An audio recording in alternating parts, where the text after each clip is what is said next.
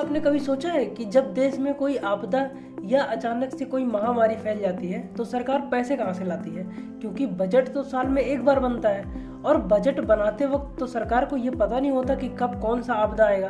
तो आखिर अचानक से पैसे लाती कहाँ से है सरकार? तो इसका जवाब है कंटिजेंसी फंड ऑफ इंडिया से।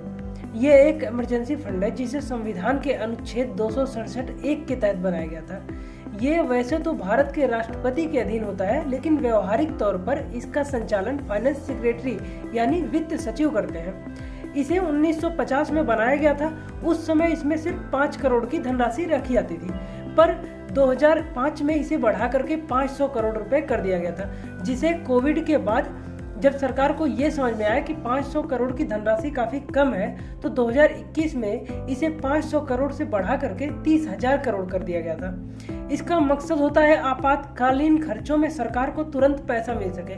जैसे कोई प्राकृतिक आपदा आ जाए, जैसे कहीं भूकंप आ गया या बाढ़ की समस्या कहीं हो जाती है, या कोई युद्ध आ जाता है, या कोई महामारी जैसे कोविड-19 जैसा कोई महामारी आ जाता है, या कोई राष्ट्रीय संकट या नेशनल क्राइसिस कोई भी आता है, तो इस फंड से पैसे निकाले जा सकते हैं। और इस फंड की खास बात यही है कि इसके लिए संसद की पूर्व मंजूरी की जरूरत नहीं होती है, यानी कि पैसे इसमें से कार्यपालिका यानी कि मंत्रिमंडल पैसे निकाल सकता है बिना संसद की पूर्व मंजूरी के।